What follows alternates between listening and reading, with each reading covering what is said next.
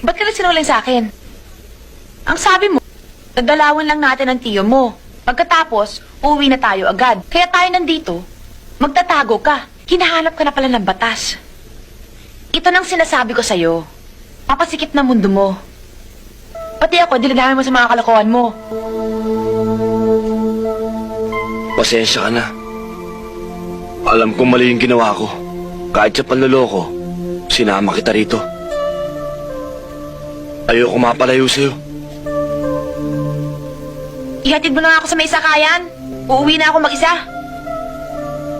Mang Arias, aalis muna ho kami.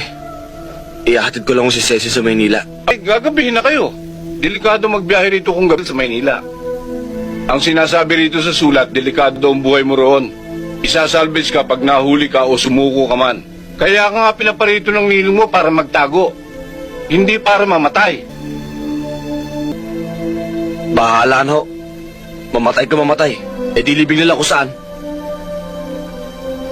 Pagpaalam ka na. Alis tayo.